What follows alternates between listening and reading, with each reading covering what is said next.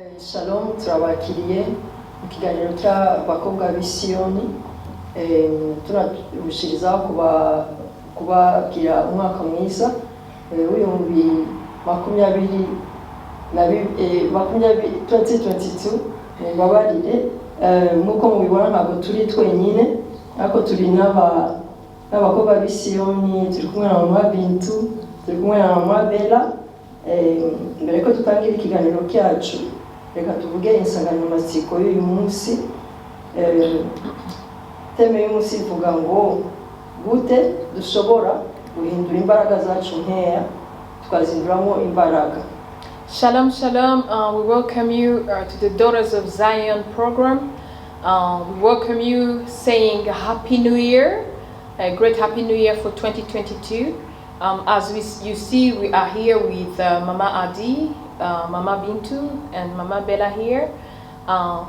We want to discuss the theme that we're going to use is how can you change your weaknesses into strength? Amen. Nk'abatsindiye reka dushire igahunda mu maboko y'Imana. We would like to start with a prayer. Reka duce bugufi dushima Imana. Let us humble ourselves before God, thanking Him. Data turagushima, turaguhaye kandi icyubahiro Mwami. Tugushima muri aka kanya turimo turagusaba ngo ubane natwe. Turimo turagusaba Mwami w'abami ngo imbaraga z'umwuka w'Umwami Imana kandi zongereze zikore muri twebwe. Tugiye kumva iri jambo Mwami, ariko turizeye neza ko ryavuye kuri wowe, ariko ni wowe Mwami w'abami Imana tureberaho. Nicyo gituma turimo turaguhamagara muri aka kanya ngo ushoboze umuvugabutumwa wacu uyu munsi. Mwami w'abami ubashe kumukoresha n'ibikoresho cyawe, ibintu byose bisohoka mu kanwa ke Mwami Yesu bikabize Mwami Imana bitunganye, ibintu byose bitagendeka muri twebwe Mwami, nk'uko twabivuze Data mwiza, ngo gute dushobora guhindura intege nke zacu tukazinduramo imbaraga Mwami. Turabizi neza Mwami Imana ko wamushizemo iryo jambo Data, kandi turabizi neza ko ryaje Mwami Imana kugira ribashe gutunganya Mwami ibintu byose Mwami Imana muri twebwe.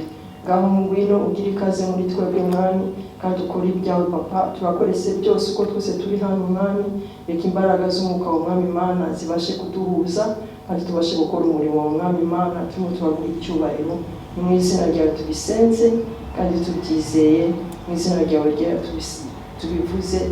Amen. Imana ibamugisha cyane. God bless you so much.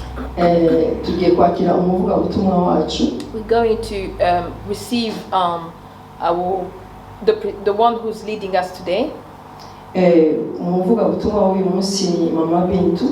The person sharing with us is Mama Bintu.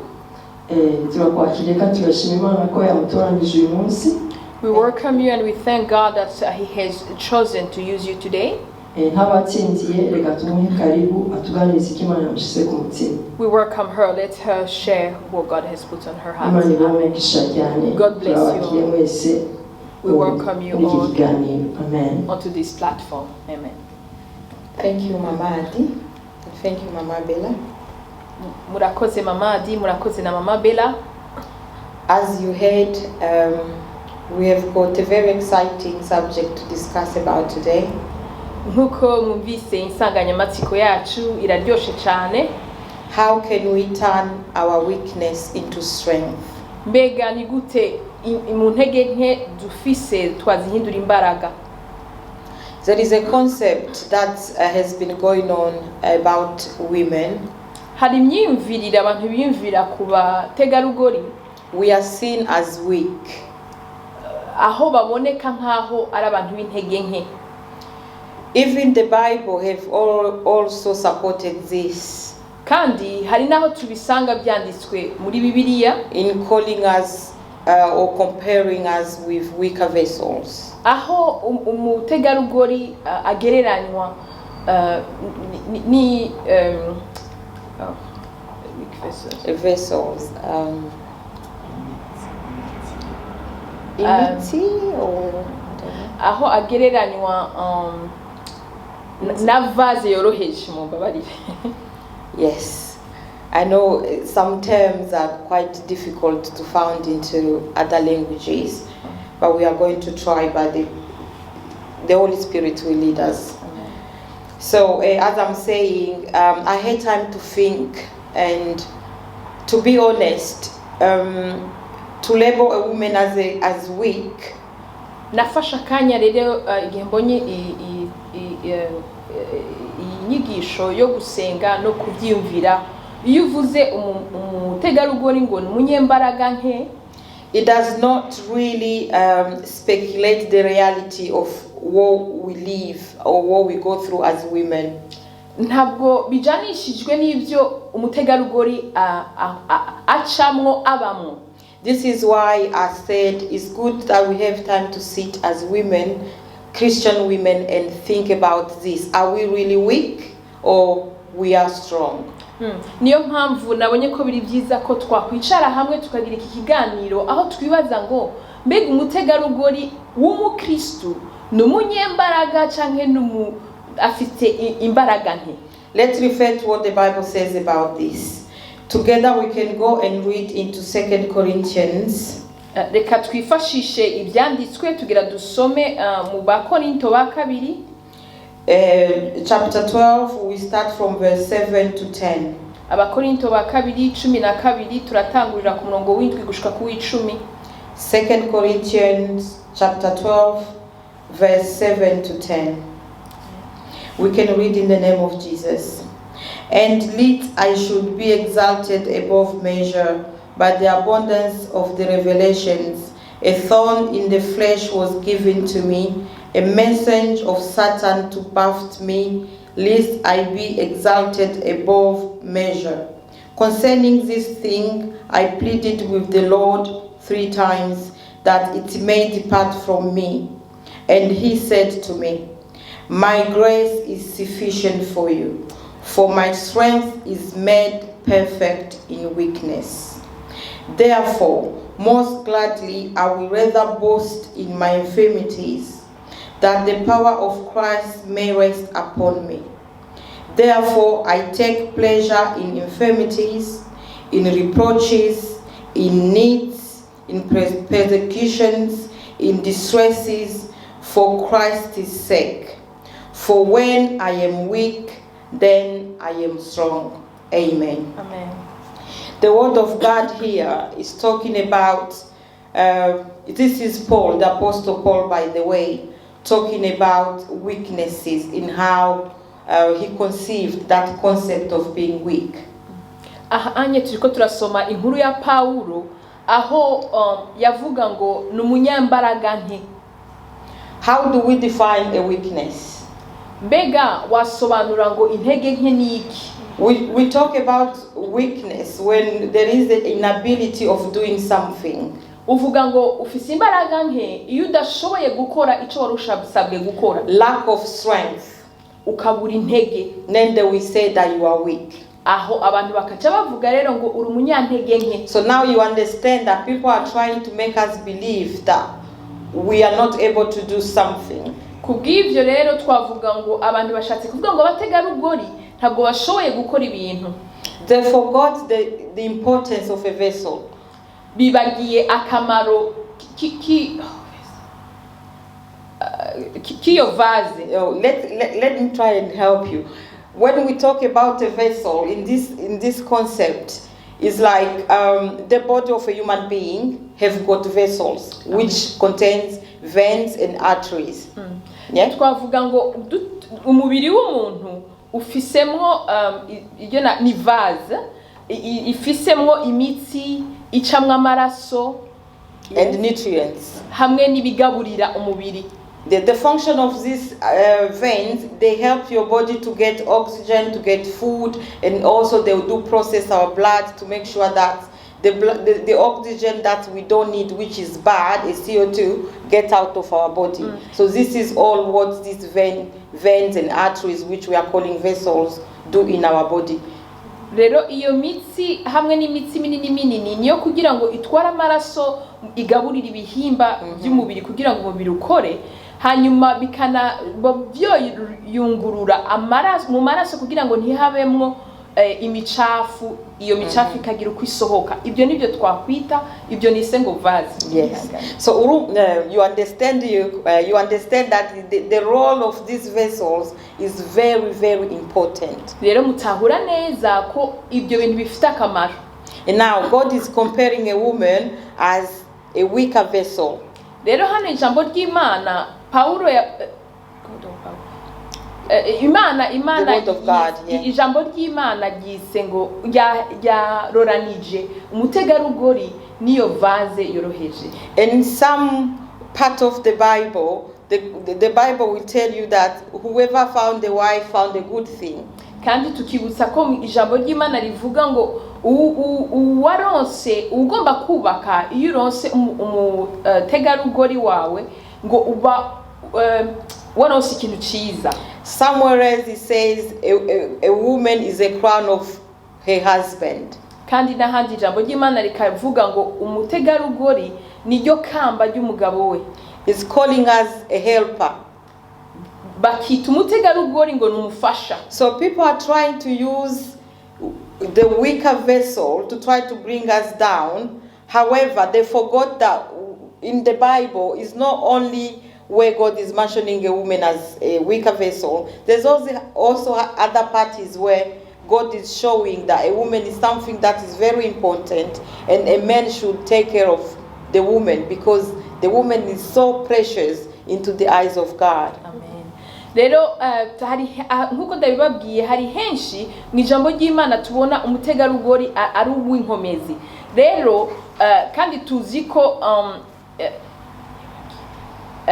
twavuga ko Imana imukoresha. Yeah, it's true. So we are not just going to focus on being labeled as a weaker vessel, forgetting that we are strong, we are crowned, we are somebody that somebody is looking at. Our husband are relying on us as advisors, helpers. So we're not just going to stick on that one name that people are trying to give us as weaker vessels. Rero ndabahamagarira ngo ntimwiteho cyane ngo muhagarare gose kuri aho havuze ngo turi nk'indavyo zoroheje, ariko mwibuke ko turi ikamba, umutegarugori n'ikamba, ni abatware bacu turabafasha kandi nabo baba bakeneye ko tuba ab'inkomezi kuko hari byinshi bakenera ko tubafasha. This is why I just wanted us today to see this in a different direction. Niyo mpamvu ndabahamagarira ngo muhindure uko mwari mwiyumvira, uko mwari mwibona mubona umutegarugori. Don't see yourself as weak as a woman. Nimbura umutegarugori ntiwibone nk'umuntu w'imbaraga nke. Take a simple example of your everyday life as a woman. Wirabe nko ingene ubaho buri munsi. For those who work full time, nimbara bakora, you still expected to get home and look after your children. Ugarutse mu rugo uza kuba mama, uraza kwitaho abana. You still expected to clean your house. Uhamagariwe kuba wagira isuku mu nzu. You still have to cook for the family. Utegerezwa gutekera umuryango. And you still have to look after your husband. Kandi ukitaho no kumutware wawe. We know our obligation toward our husband. I'm not going to go into details. Singiye guca mu byo byose dusabwa gukora kugira ngo tube abafasha beza kukuba tware bacu.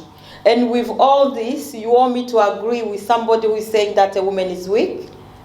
Urabiye kuri ubu burorero bwo sindaguhaye wo kwemeranye n'umuntu akubwira ngo umutegarugori n'umunyembaraga nke. No, a woman is not weak. Ntabwo ari ivyo, ntabwo umutegarugori ari umunyembaraga. Women are strong. Ahubwo turabanyembaraga.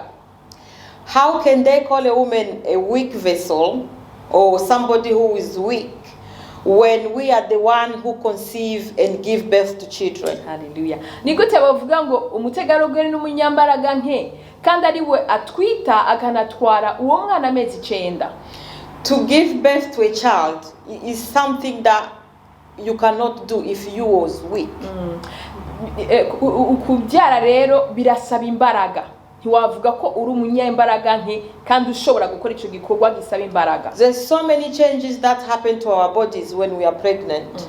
Igihe utwite umubiri wawe urahindagurika cyane, hari byinshi bituma uhinduka. But we have the ability to cope with all of this. Hallelujah. And bring out a life. Amen. Kandi twahawe ubushobozi bw'uko ibyo byose tubinyuramo tugashobora no kuba twobyara tukabyara abana beza bakomeye. So there's so many examples that I can bring out to try and show you that we are not weak. Hari rero uburorero bwinshi nabereka bugaragaza neza ko umutegarugori atari umunyambaraga nke. In saying that, I do agree that physically, the way we are created, in general, men are strong physically than women. Ndemeza neza muko dukozwe yuko uroranishije abatware cyangwa abagabo hamwe n'abategarugori, niko abagabo ni banyembaraga gusumba uko abategarugori baremwe.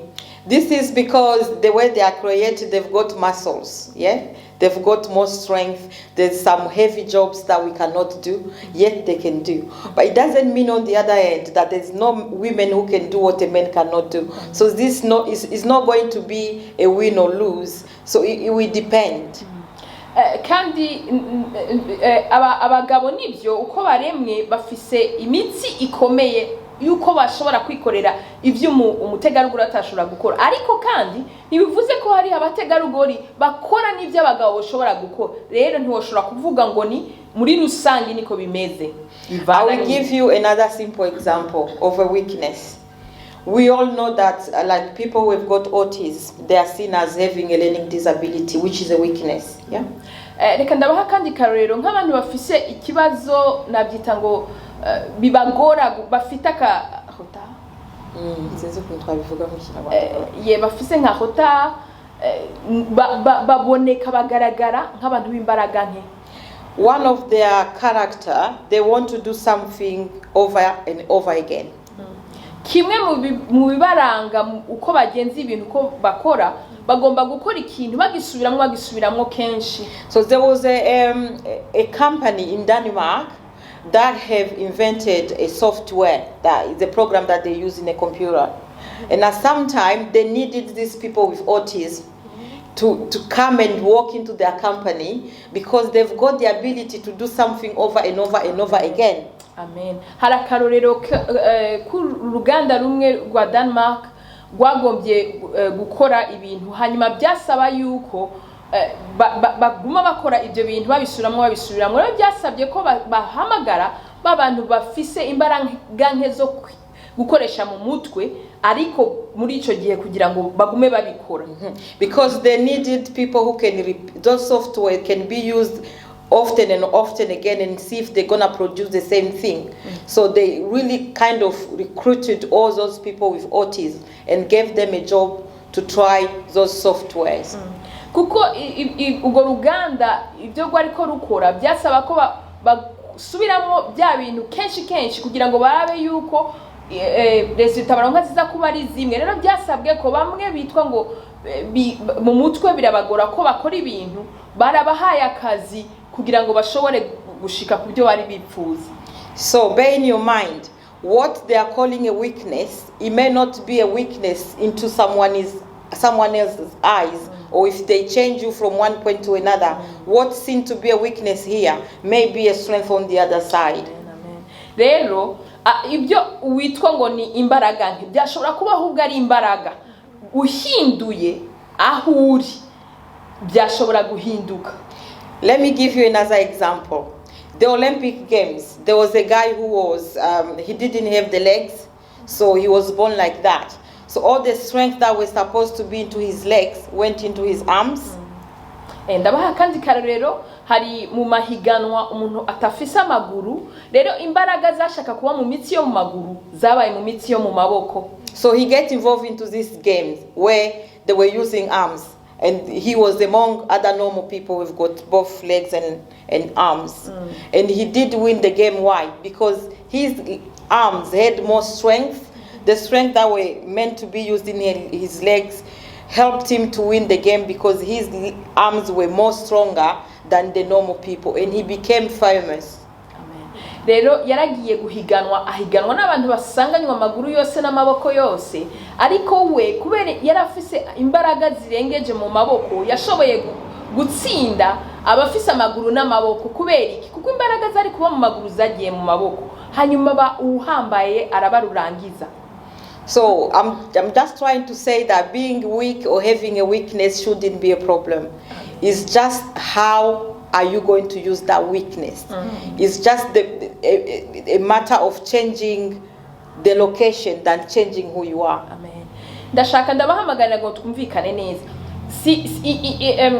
Imbaraga nke ushobora kuba aho ari inkomezi bisaba ntibisaba ngo uhindure uwuri ariko uhindura ahuri kugira ngo izo mbaraga nke zikubere inkomezi. Yes. Let's say for women in a marriage, we are talking about women here. You may have some leadership skills in you as a woman. Yeah? In your marriage, that may seem to be a weakness because there's no any man who will allow a woman in their own marriage to lead the marriage. The Bible is telling us a man will always lead. But if you have those leadership skills in you, they tend to come out in your marriage. And this could be a weakness when we talk about your marriage. But when you are in a workplace, that leadership skills is needed because you need to show off as a leader at work. And in your marriage, you need to make sure you have a wisdom that will allow you to manage that skills and keep it quiet and let your husband lead while you are in your marriage. Amen. And then use it on the other side when you are at work. Reka ndabaha kandi karorero k'abategarugori ushobora kuba Imana yaraguhaye impano yo kuyobora ariko tuzi neza ko mu rugo umutware niwe mutwe rero ariko byagaragara ko ari utanguye gufata ya mbere ngo bari wowe ugenda kuyobora byagaragara nkaho ari intege nke rero ariko ugafata uwo muntu nyene ku kazi arakenewe aho baza izo leadership niho uko kuyobora iyo mpano yo kuyobora yikoresha ku kazi baraza kuyemera umva ibaye imbaraga rero birasaba ko nimba uri ku kazi ube mu mbaraga ariko nuza mu rugo wibuke yuko umutwe ari we umutwara ari we mutwe wewe wicishe bugufu usubire mu kibanza cyawe. So I want to encourage you, don't feel bad, don't be harsh on yourself thinking that I can't do this or I've been labeled that I'm weak in this area, in that area. Just pray for wisdom to be able to know how to use it. Rero ndakubwira ngo abantu bose barakubwiye cyangwa wowe wibwira ngo uri munyambaraga nke ntubyiteho cyane ahubwo raba kumenya ni hehe wabikoresha kugira ngo bihindure imbaraga. Amen. Amen. So I can give you another example of Moses. Let's go back into the Bible. We all know that Moses was chosen to lead the children of Israel. Reka ndabaha kandi karorero ko muri Bibiliya umukozi w'Imana Mose niwe yari yaratowe kugira ngo ayobore ubwoko bw'Imana.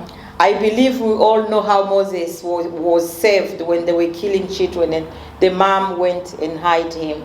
Tuzi neza gute igihe Mose mu gihe yavuka bari bashatse kwica abana ariko nyina we aramunyegeza. Is anyway the Bible telling us that the man was there when they were hiding Moses? Mbega haraho ijambo ry'Imana ritubwira ngo abatware bari mu igihe Mose bamunyegeza? No, it was only the mom.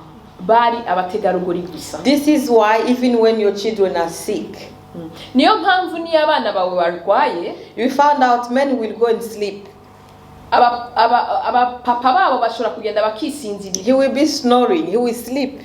Agasinzira neza. When he knows that you have given the medication the child have eaten, he will go and sleep. Nimba zineza ko yamuhaye umuti yari yafunguye ameze neza waraja kwiryama. But women, we don't sleep. You keep waking up in the middle of the night. Ariko umumama ntashobora gusinzira uraza kubyuka ugende gukora wumve nimba. Yeah, you want to check and make sure the baby is still okay. Uragenda kugira ngo wumve nimba atakibazo afita. In the house when there is a problem, they will say your child only when there's something wrong. Your child is doing this. Igihe mu rugo umwana akoza amafuti hanze baraza kuvuga ngo wa mwana w'umutegarugori kanaka. You know why? Because there's things that the men knows that they cannot deal with, the women can. Uzi gituma babivuga atyo nuko bazi ko hari ibintu bimwe abapapa badakora ariko ari abamama bari bashaka kubikora. Yeah, and Miriam runs and go and hide her son Moses. Hanyuma Miriam aragenda akurikira mukuru we Mose. Maybe Miriam thought, oh, I'm hiding my son because he's handsome, or he's the only. Was it Miriam, or was it the sister? Yes. Sister, yeah. Okay. I'm talking about Moses' mom, okay, when she goes to hide him. Yes. Probably she was thinking, I'm only hiding my son. Yeah. But there was a prophecy that Moses had to be taken away. He can't be killed because he will take the children of Israel into the promised land. Nyina wa Mose amuhishahisha ntiyarazi ko ariko aruzuza ubuhanuzi bwari bwaravuze ko byari bizwi ko n'imbere ko Mose ari wazoyobora ubwoko bw'Imana bukura muri Misiri. Yes, so she does that, and Moses is going to grow up, and then he's going to fulfill his mission. Hanyuma azokura kugira ngo yuzuze uwo mugambi Imana yamuremeye. If you read into Moses' character, he couldn't talk. He used to stammer. Yes. But God chose him. Why? Urabye uko bavuga Mose yari umuntu adidinganya. Ni kuko Imana yatoye umuntu adidinganya. But he's chose to lead even if he couldn't talk properly. Nubwo yari afise ikibazo cyo kudidinganya ariko Imana yari yaramushizemo impano yo kuyobora. So what you call a weakness before God's eyes, God can use that weakness to glorify himself. Icyo wowe wita ngo nimbaraga nke Imana ishobora kugikoresha kugira ngo yiheshe icubahiro. Let's take an example of Mary, the mother of Jesus. Reka ndabaha kandi karorero ka Maria. We don't have enough time to read about it. Ntitugiye kubisoma kubera umwanya. But you can go into Luke chapter 1, I think from verse 28. Ariko mushobora kubyisomera muri Luka igice ca mbere kuva ku murongo wa 28. When the angel came to tell her that you are going to conceive and give birth to a child that will be called Jesus. Igihe umumarayika yamugendereye amubwira ngo uri butwite hanyuma ngo ubyare umwana kandi uzamwita Emmanuel. And she said, I can't because I'm still a virgin. Yaravuze ngo byabaho gute byashoboka gute ndacyari sugi. So she's trying to betray her weakness. Yashatse kwerekana imbaraga nke ngaho. But what did the Holy Spirit tell her?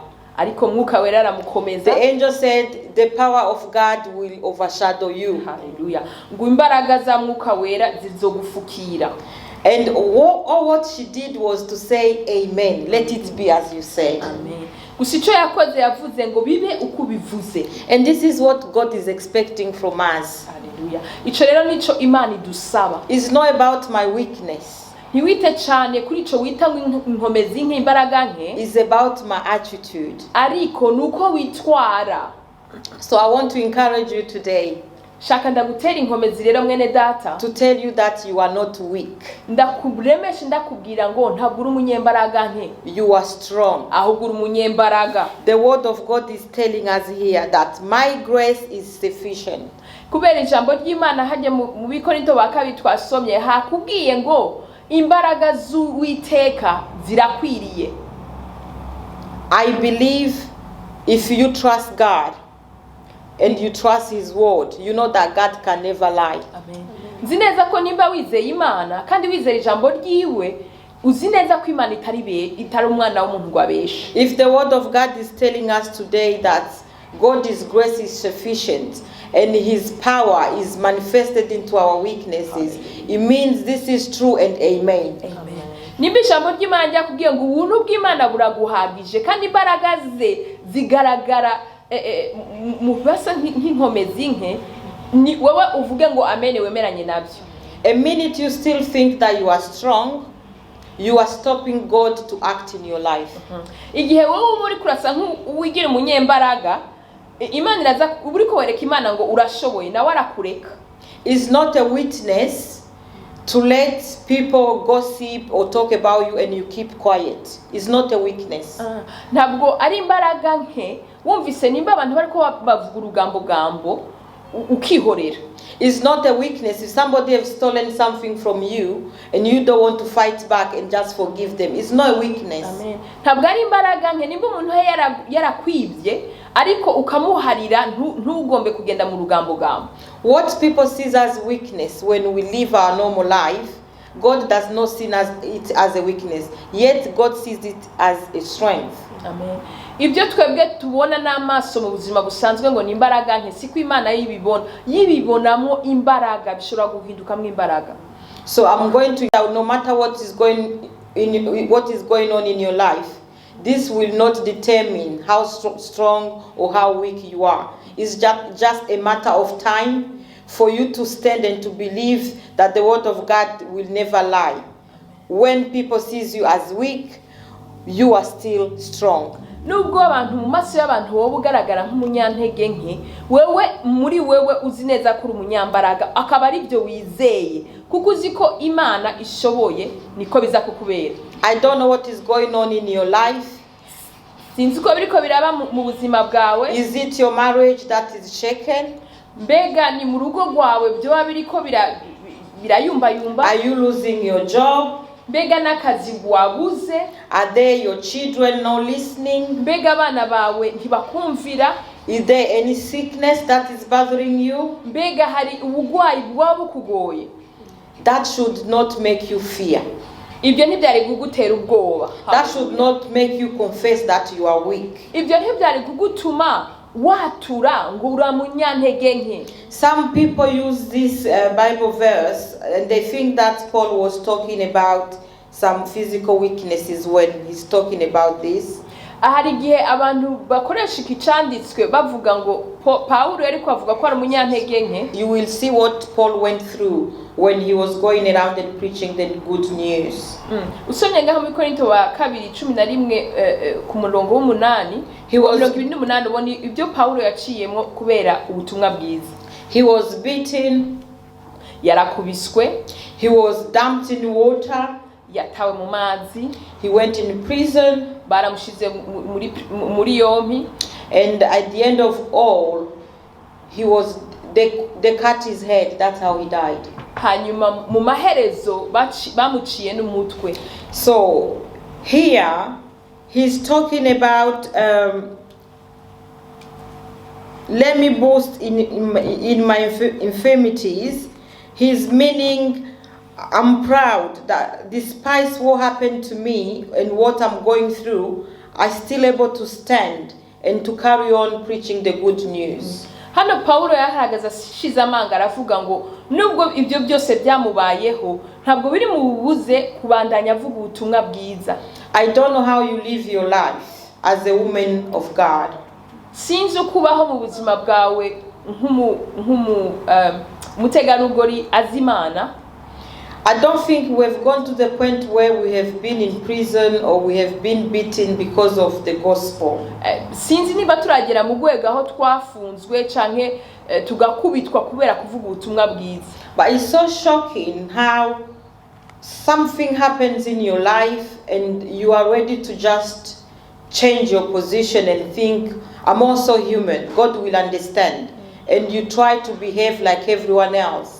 Sinumva gute nk'umutegarugori azimana kubera ikintu runaka cyakubayeho wavuga ngo reka mbeho nk'abandi ukashaka kuva mu inshingano wari ufise.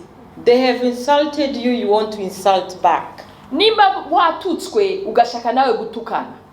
Are we going to stand being beaten if you can just insult? If they beat you, it will be something else. Mbega nimba umuntu agututse ukamutuka niho naho batangura kugukubita kubera kuvuga ubutumwa bwiza nawe uzotangura kugwana.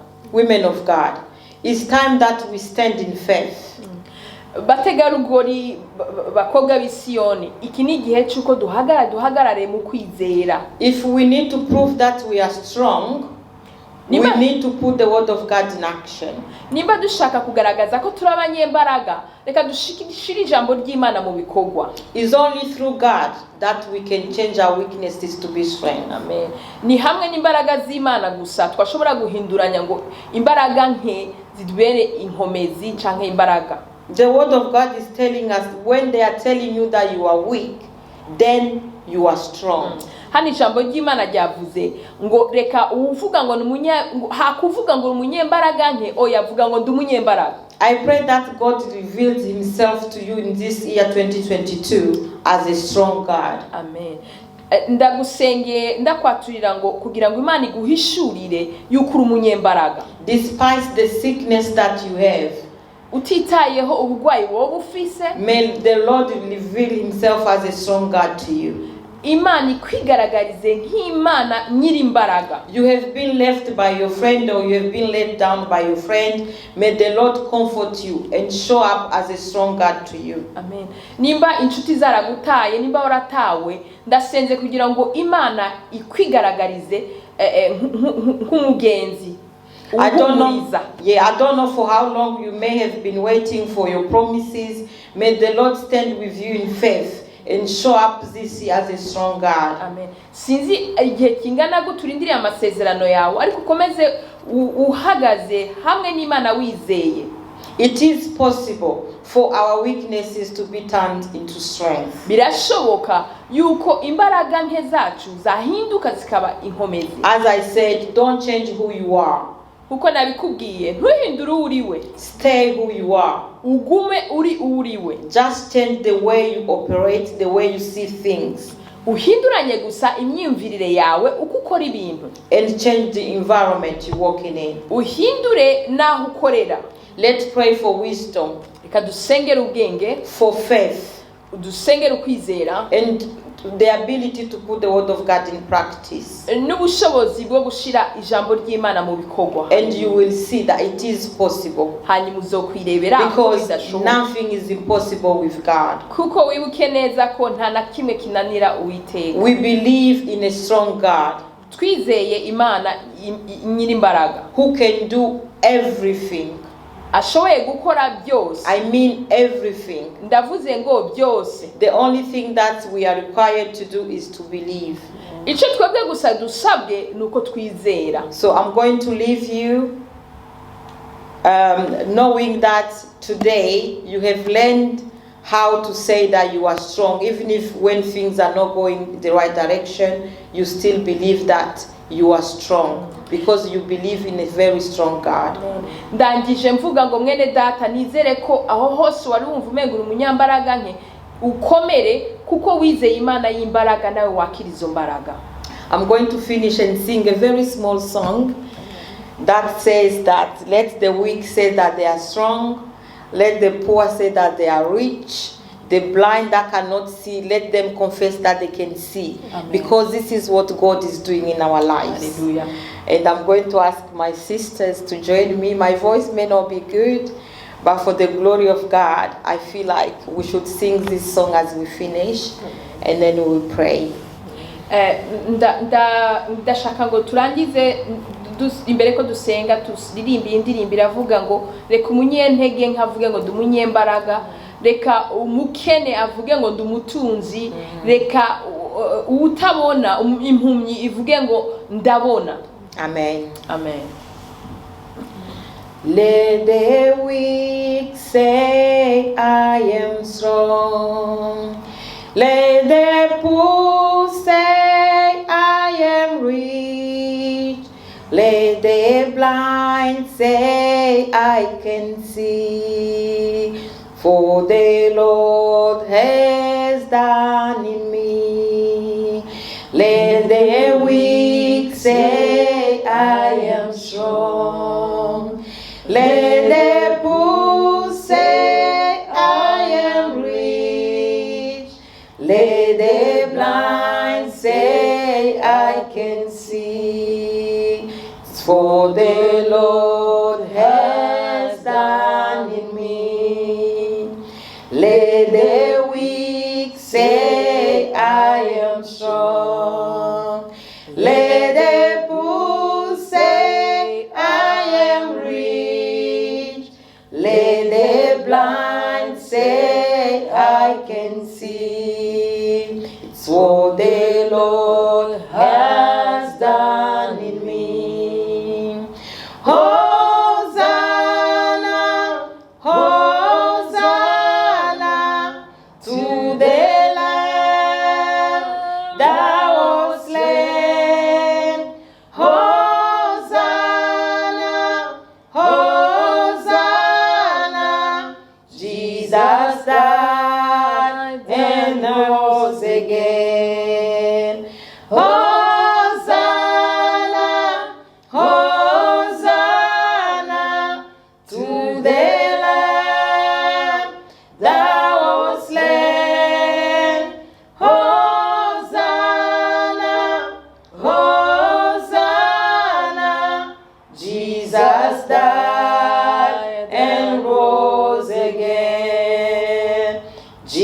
Jesus died and rose again. Jesus died and rose again. Hallelujah. Hallelujah. Father, we give you glory. Thank you, Jesus. Father, we honor you for who you are. Yes, Lord We Jesus. say thank you for today. You want us to remember that we trust a strong God. In you we are strong. God, we confess that we are strong today. Despite what is going on in our lives, we know that there's nothing impossible to you. Father, we thank you for the victory that you have given us. We thank you for the healing that you are giving us, oh God. We say thank you for your word is true and amen. We believe that everything that you say is true. We're standing on your word that comes into 2 Corinthians today. That is telling us that we are strong. Even when the world sees us as weak, yet you are telling us that we are strong. Father, we confess every time that we have confessed that we are weak. Every time that we have doubted with your strength, with your abilities.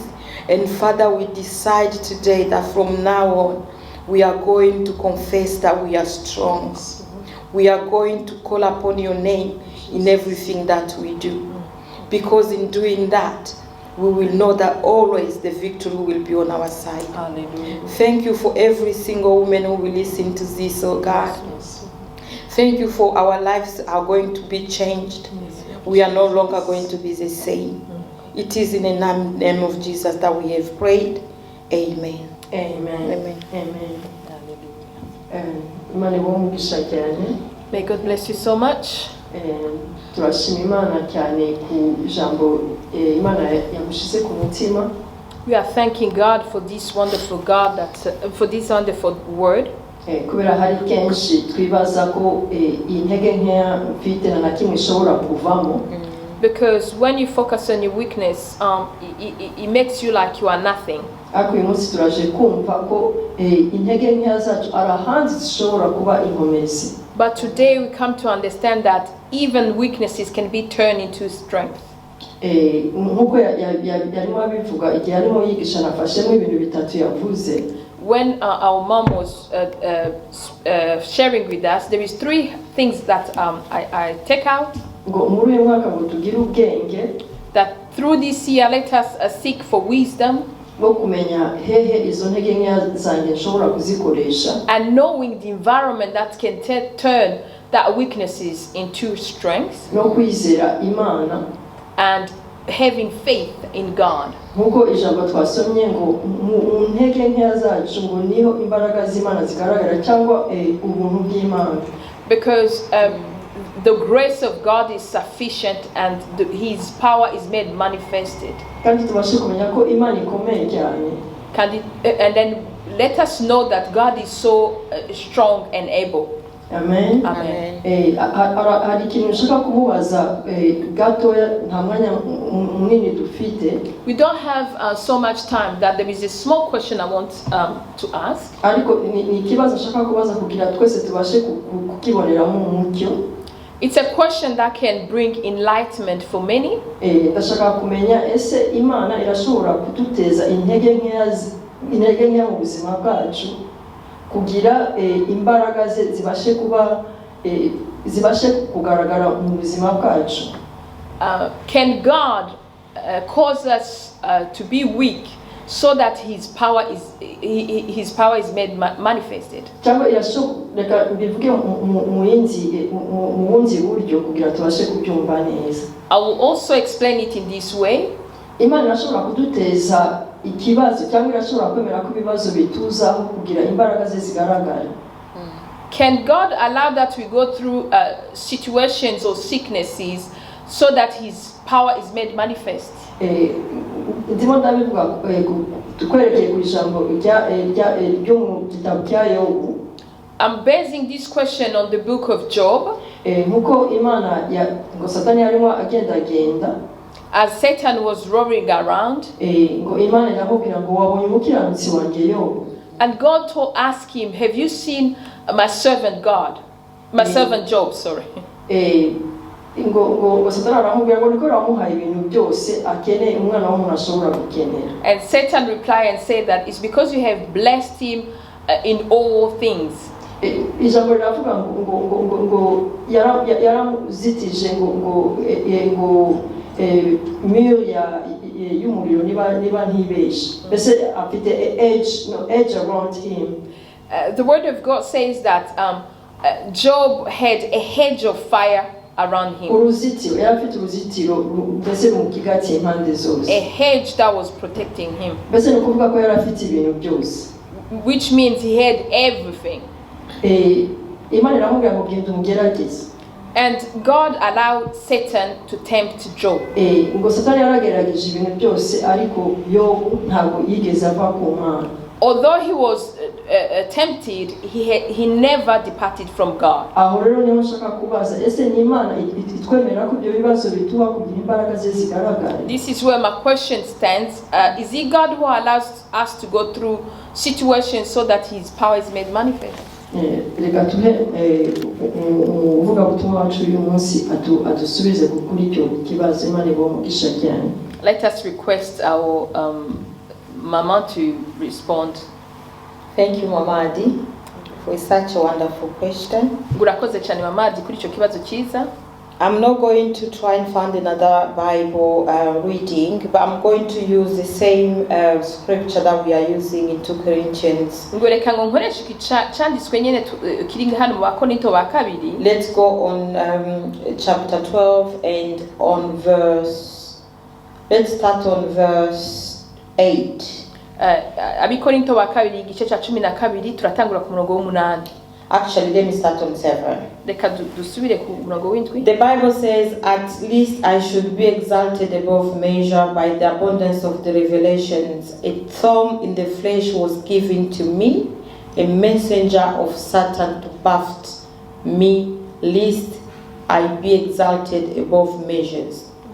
So, highlight a message of Satan. Hano murabana neza ko havuga ngo irihwa naritewe na Satani. Okay, we all know the story when the devil was sent from heaven when he was dumped.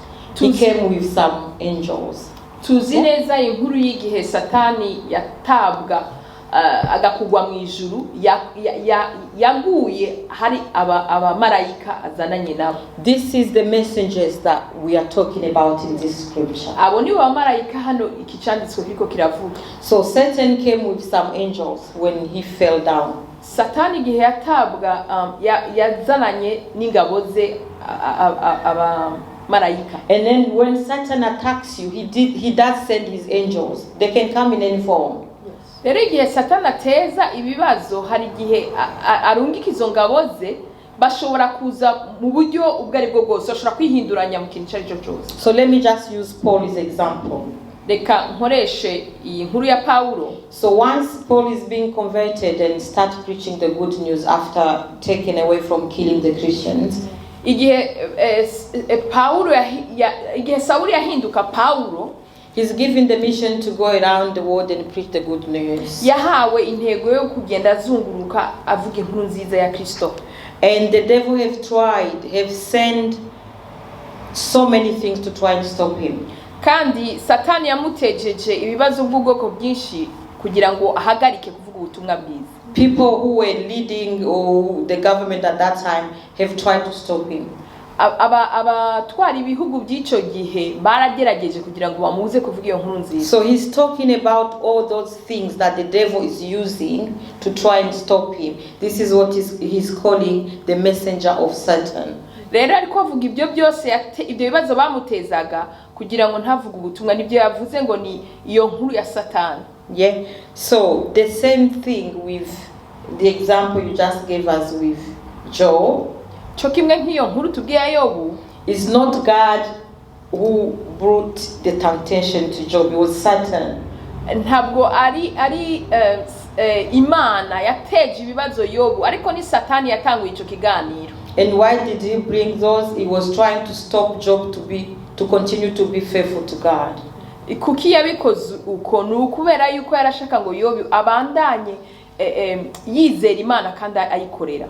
The same as me and you. Cyo kimwe na jewe na wewe. Satan will send either his ministers, he will send sickness, he will send issues, problems, anything that you can account in your everyday life to try and take you away from God.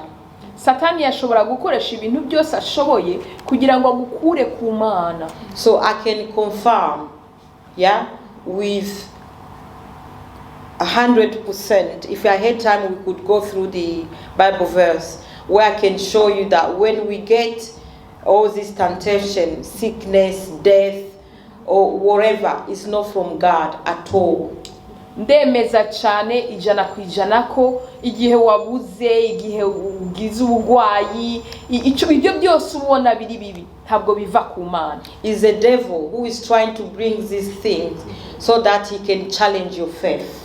Ni umwasi Satani, biva ku mwasi Satani kugira ngo ashobore kugutuma uhungabana mu kwizera kwawe. The Bible tells us that the plan that God has for us is a good plan so that we can prosper. Ijambo ry'Imana riratubwira ngo imigambi Imana idufitiye ni imigambi myiza bikugira ngo iduteze imbere. So anything bad that happens to you, know is from the devil and know how to stand so that you can fight it. Hallelujah. Icyo cyose rero kitajanishije no kubaho neza Imana ikwemerera, umenye ko kiva ku mwasi, hamumenye uko ushaka guhagarara no kwitwara kugira ngo ukigwanye. Do not be among those who say, God have caused me this sickness so that I can pray more. It's wrong. Ntube nka bamwe bavuga ngo Imana yantejeje ubugwayi ngo kugira ndayegere cyane. Oya, ibyo sivyo. God does not need you to suffer to be close to him. Hallelujah. Ntabwo Imana ikeneye kubanza kubabara kugira ngo uyegere. Oya. So, if I've answered your question, it was not God who caused the problem to Job, it was the devil. Rero uko nasubiza ikibazo wabajije, ntabwo ari Imana yatejeje ibibazo Yobu, ariko ni Satani. And thank God that Job stood in faith and did prove that he was not loving God because of all the good that God gave him, yet because he believed in God and he just wanted to please God. Amen.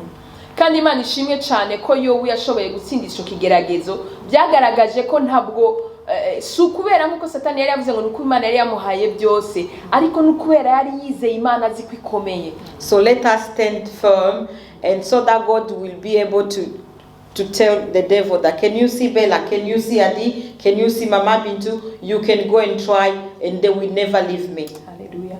Muze rero duhagarare dushikame kugira ngo Imana ishobore kuba yatwiratira ngo ibwire Satani ngo wabonye umukozi wanje Mama Adi, wabonye umukozi wanje Mama Bintu, wabonye umukozi wanje Mama Bella, ati naho wagenda ukamugerageza nzi ko ataza kunyihakana. Let's be the women after God's heart. Hallelujah. Reka tube ngo abategarugori bafise umutima nk'uw'Imana. Amen. Amen. Amen. Imana ikumugisha cyane. May God bless you so much. Turageze ku musozo w'ikiganiro cyacu. We are finishing our time. Dushima Imana kuri iki gikorwa turangije kuganira namwe. We thanking God for this session. Dushima n'Imana ko iza kubaganiriza kandi byinshi kurushaho. Hallelujah. And we thanking God in advance, knowing that He's going to tell you more. Ikintu usashaka ko ugenda wibuka muri wowe. What I really need you to remind yourself. Izo mbaraga nkeya cyangwa icyo kintu iyo mbaraga nkeya ufite ntabwo ari imbaraga nkeya. The little strength you have is not little. Saba Imana ikubwire izo mbaraga nkeya nazikoresha hehe kugira zibashe kugira imbaraga nyinshi. Hallelujah. Ask God, this is little strength, where can I use it so that it's changed into strength? Mu bintu byose ni emplacement cyangwa ahantu utegerezwa guhagarara. In everything, the environment counts. Imana ibamugisha cyane. May God bless you so much. Tuzasubira kandi mu yindi session Imana ibitushoboje. May God bless you. We see you again in another session by God's grace. Shalom, shalom. Shalom. Bye. We love you. Bye. Bye.